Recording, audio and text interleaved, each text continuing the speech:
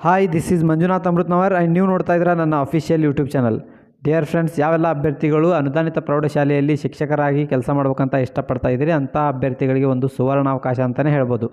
ಯಾಕಂತ ಹೇಳಿದರೆ, ಅಂಜುಮನ್ ಅನ್ನುವಂತಹ ಸಂಸ್ಥೆಯಲ್ಲಿ ಅವರ ಸಂಸ್ಥೆಯ ಅಡಿಯಲ್ಲಿ ಬರ್ತಕ್ಕಂತಹ 2 ಅನುದಾನಿತ ಪ್ರೌಢಶಾಲೆಗಳಲ್ಲಿ ಅನೇಕ ಹುದ್ದೆಗಳಿಗೆ ಕಾಲ್ಫರ್ ಮಾಡಿದ್ದಾರೆ. ಸಮಾಜ ವಿಜ್ಞಾನ ಆಗಿರ್ಬೋದು, CBZ ಆಗಿರ್ಬೋದು, PCM ಆಗಿರ್ಬೋದು, ಉರ್ದು ಭಾಷಾ ಶಿಕ್ಷಕರು, ಆಂಗ್ಲ ಭಾಷಾ ಶಿಕ್ಷಕರು, ಈ ರೀತಿಯಾಗಿ ಅನೇಕ ಹುದ್ದೆಗಳಿಗೆ ಕಾಲ್ಫಾರ್ಮನ್ನು ಮಾಡಿದ್ದಾರೆ. ಈ ವಿಷಯದ ಕುರಿತು ಇನ್ ಡೀಟೇಲ್ ಆಗಿ ಈ ವಿಡಿಯೋದಲ್ಲಿ ಡಿಸ್ಕಸ್ ಮಾಡ್ತಾ ಹೋಗ್ತೀನಿ. ಸ್ಕಿಪ್ ಮಾಡಿದರೆ ನಿಮಗೆ ಮಾಹಿತಿ ಸ್ಕಿಪ್ ಆಗುತ್ತೆ. ಆಮೇಲೆ ಅಪ್ಲಿಕೇಶನ್ ಸಬ್ಮಿಟ್ ಮಾಡುವಂಥ ಸಂದರ್ಭದಲ್ಲಿ ತೊಂದರೆಗೊಳಗಾಗ್ತೀರಾ. ಅದಕ್ಕೋಸ್ಕರನೇ ಯಾರೂ ವಿಡಿಯೋನ ಸ್ಕಿಪ್ ಮಾಡದೇ ಪೂರ್ತಿಯಾಗಿ ನೋಡಿ. ಹಾಗೆ ವಿಡಿಯೋ ಸ್ಟಾರ್ಟ್ ಮಾಡೋದಕ್ಕಿಂತ ಮುಂಚಿತವಾಗಿ ನನ್ನೊಂದು ರಿಕ್ವೆಸ್ಟ್ ಏನಂತ ಹೇಳಿದರೆ, ದಯವಿಟ್ಟು ಯಾರೆಲ್ಲ ಚಾನಲನ್ನು ಸಬ್ಸ್ಕ್ರೈಬ್ ಮಾಡ್ಕೊಳ್ಳೋದೇನೆ ನೋಡ್ತಾ ಇದ್ದೀರಿ, ದಯವಿಟ್ಟು ಚಾನಲನ್ನು ಸಬ್ಸ್ಕ್ರೈಬ್ ಮಾಡ್ಕೊಳ್ಳಿ. ನಿಮ್ಮ ಬೆಲ್ ಬಟನ್ ಕ್ಲಿಕ್ ಮಾಡಿ ಅಲ್ಲಿ ಬರ್ತಕ್ಕಂಥ ಆಲ್ ಅನ್ನುವಂಥ ಆಪ್ಷನನ್ನು ಸೆಲೆಕ್ಟ್ ಮಾಡಿದರೆ ನಾವು ಮಾಡುವಂತಹ ರೆಗ್ಯುಲರ್ ಕ್ಲಾಸಸ್ಗಳು ಬಂದು ನೋಟಿಫೈ ಆಗ್ತಾ ಇರುತ್ತೆ. ಹಾಗೆ ನಿಮ್ಮ ಎಲ್ಲ ಫ್ರೆಂಡ್ಸ್ ಸರ್ಕಲ್ಗೂ ಕೂಡ ಈ ವಿಡಿಯೋನ ಶೇರ್ ಮಾಡಿ. ನಿಮಗಿದು ಯೂಸ್ ಇಲ್ಲದೆ ಇದ್ದರೂ ಕೂಡ ಯಾರಿಗೆ ಅವಶ್ಯಕತೆ ಇದೆಯೋ ಅಂತಹ ಅಭ್ಯರ್ಥಿಗಳಿಗಾದರೂ ಕೂಡ ದಯವಿಟ್ಟು ವಿಡಿಯೋನ ಶೇರ್ ಮಾಡಿ. ಹಾಗೆ ಏನಾದರೂ ಡೌಟ್ಸ್ಗಳಿದ್ದರೆ ಕಮೆಂಟ್ ಬಾಕ್ಸಲ್ಲಿ ನಿಮ್ಮ ಡೌಟ್ಸ್ಗಳನ್ನು ಡ್ರಾಪ್ ಮಾಡಿ. ವಿಡಿಯೋಕ್ಕೆ ಲೈಕ್ ಮಾಡೋದನ್ನು ಮರಿಬೇಡಿ. ಸೊ ಮೊದಲಿಗೆ ನಾನು ಹೇಳೋದಾದರೆ, ಸಂಸ್ಥೆ ಯಾವುದು ಅಂತ ಅಂದರೆ ಅಂಜುಮನ್ ಹಾಮಿ ಇ ಮುಸ್ಲಿಮಿನ್ ಸಂಸ್ಥೆ, ಭಟ್ಕಳ, ಉತ್ತರ ಕನ್ನಡ ಜಿಲ್ಲೆ. ಈ ಉತ್ತರ ಕನ್ನಡ ಜಿಲ್ಲೆಯಲ್ಲಿರ್ತಕ್ಕಂತಹ ಈ ಸಂಸ್ಥೆಯ ಅಡಿಯಲ್ಲಿ 2 ಪ್ರೌಢಶಾಲೆಗಳಿದ್ದಾವೆ. ಇಸ್ಲಾಮಿಯಾ ಆಂಗ್ಲೋ ಉರ್ದು ಪ್ರೌಢಶಾಲೆ, ಭಟ್ಕಳ, ಉತ್ತರ ಕನ್ನಡ ಜಿಲ್ಲೆ. ಇನ್ನೊಂದು ಸ್ಕೂಲ್ ಯಾವುದು ಅಂತ ಹೇಳಿದರೆ ಅಂಜುಮನ್ ಬಾಲಕಿಯರ ಪ್ರೌಢಶಾಲೆ, ಬಸ್ತಿ ರೋಡ್, ಭಟ್ಕಳ, ಉತ್ತರ ಕನ್ನಡ ಜಿಲ್ಲೆ. ಸೊ ಈ 2 ಶಾಲೆಗಳಲ್ಲಿ ಖಾಲಿ ಇರತಕ್ಕಂತಹ ಹುದ್ದೆಗಳಿಗೆ ಅಧಿಕೃತವಾಗಿ ನೇಮಕಾತಿ ಅಧಿಸೂಚನೆಯನ್ನು, ಪೇಪರ್ ನೋಟಿಫಿಕೇಷನನ್ನು ಹೊರಡಿಸಿದ್ದಾರೆ. ಸೊ ಯಾವ ಹುದ್ದೆಗಳು, ರೋಸ್ಟರ್ ಯಾವ ರೀತಿ ಬರುತ್ತೆ, ಏನು ಅನ್ನೋದನ್ನು ಕುರಿತು ಡಿಸ್ಕಸ್ ಮಾಡ್ತಾ ಹೋಗೋಣ.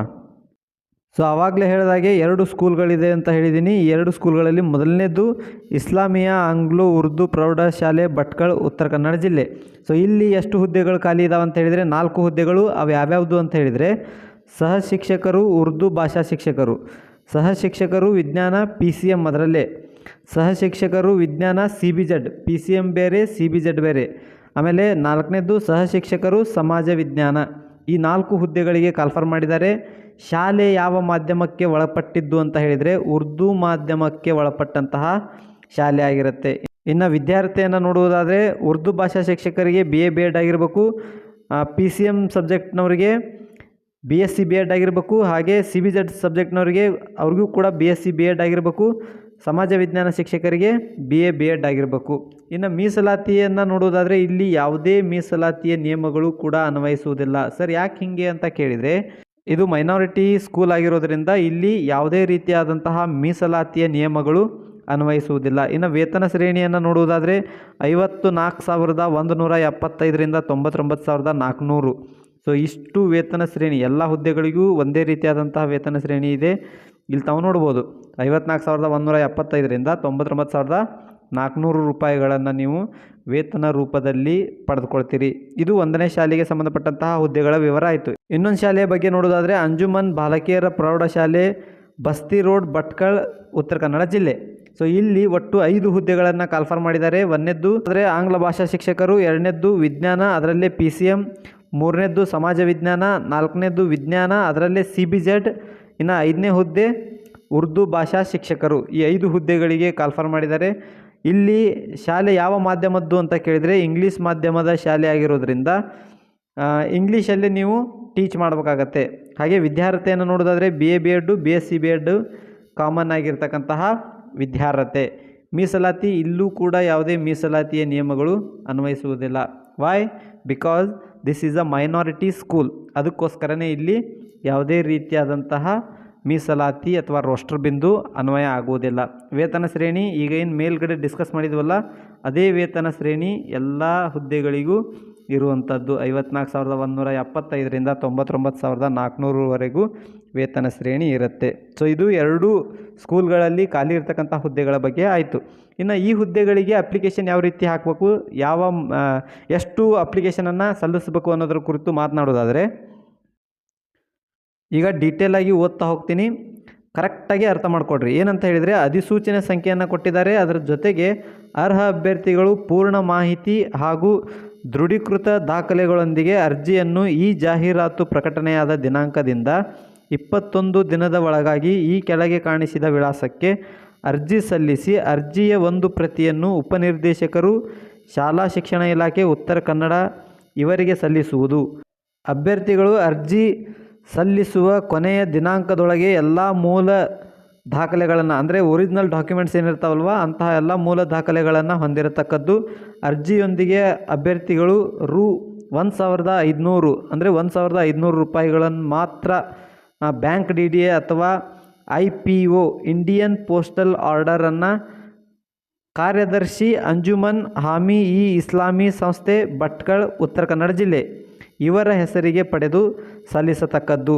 DD ಹಣವನ್ನು ಹಿಂದಿರುಗಿಸುವುದಿಲ್ಲ. ಅಪೂರ್ಣ ಮಾಹಿತಿಯುಳ್ಳ ಹಾಗೂ ನಿಗದಿತ ದಿನಾಂಕವನ್ನು ಮೀರಿ ಬರುವ ಅರ್ಜಿಗಳನ್ನು ಯಾವ ಹಿಂಬರಹ ನೀಡದೆ ತಿರಸ್ಕರಿಸಲಾಗುವುದು ಹಾಗೂ ಹಿಂದಿರುಗಿಸಲಾಗುವುದಿಲ್ಲ. ಪ್ರತ್ಯೇಕ ಶಾಲೆಗಳಿಗೆ ಪ್ರತ್ಯೇಕ ಹುದ್ದೆಗಳಿಗೆ ಪ್ರತ್ಯೇಕ ಅರ್ಜಿ ಸಲ್ಲಿಸತಕ್ಕದ್ದು. ಅರ್ಜಿಯ ಮೇಲೆ ಮತ್ತು ಕವರಿನ ಮೇಲೆ ಅರ್ಜಿ ಸಲ್ಲಿಸುವ ಶಾಲೆಯ ಹೆಸರು ಮತ್ತು ಹುದ್ದೆಯ ಹೆಸರು ನಮೂದಿಸತಕ್ಕದ್ದು.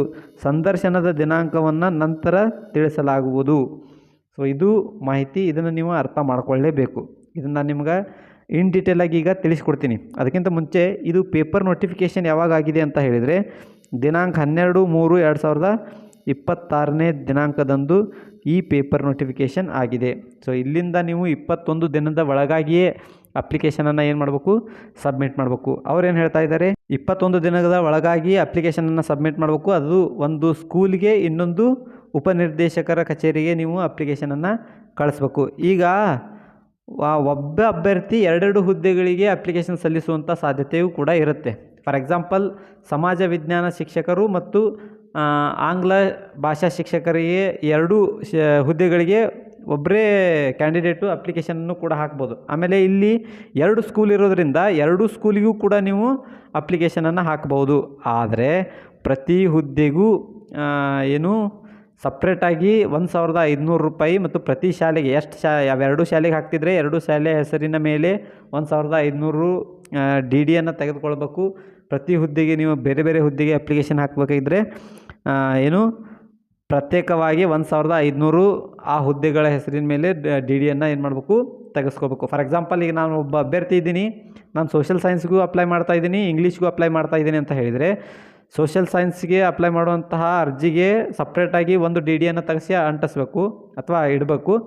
ಇನ್ನು ಇಂಗ್ಲೀಷ್ ಸಬ್ಜೆಕ್ಟಿಗೆ ಅಪ್ಲಿಕೇಶನ್ ಹಾಕುವಂತಹ ಅಪ್ಲಿಕೇಶನಲ್ಲಿ ಸಪ್ರೇಟಾಗಿ 1,500 ರೂಪಾಯಿ DDಯನ್ನು ತೆಗೆದುಕೊಂಡು ಇಡಬೇಕು. ಸೊ ಈ ರೀತಿಯಾಗಿ ಸಪ್ರೇಟ್ ಹುದ್ದೆಗಳಿಗೆ 1,500 ಸಪ್ರೇಟಾಗಿ DDಯನ್ನು ತೊಗೋಬೇಕು. ಮತ್ತು ಬೇರೆ ಇನ್ನೊಂದು 2 ಸ್ಕೂಲ್ ಇರೋದರಿಂದ ಆ ಸ್ಕೂಲಿಗೆ ಇನ್ನೊಂದು ಸ್ಕೂಲಿಗೆ ನಾವು ಅಪ್ಲೈ ಮಾಡ್ತೀನಿ ಅಂತ ಹೇಳಿದರೆ ಅಲ್ಲೂ ಕೂಡ ಸಪ್ರೇಟಾಗಿರ್ತಕ್ಕಂತಹ DDಯನ್ನೇ ನೀವು ತೆಗೆದುಕೊಳ್ಬೋದು. ಸೊ ಈ ರೀತಿಯಾಗಿ DDಯನ್ನು ತೆಗೆದುಕೊಂಡು ಅಪ್ಲಿಕೇಶನನ್ನು ಸಬ್ಮಿಟ್ ಮಾಡಿ. ಆಮೇಲೆ ಯಾವ ರೀತಿ ಅಪ್ಲಿಕೇಶನ್ ಸಬ್ಮಿಟ್ ಮಾಡಬೇಕು, ಅಪ್ಲಿಕೇಶನ್ ಸಬ್ಮಿಟ್ ಮಾಡುವಂಥ ಸಂದರ್ಭದಲ್ಲಿ ಏನೆಲ್ಲ ಗಮನಿಸಬೇಕು ಅಂತ ಕಳೆದ ವಿಡಿಯೋದಲ್ಲಿ ನಾನು ಡೀಟೇಲಾಗಿ ಮಾತನಾಡಿದ್ದೀನಿ.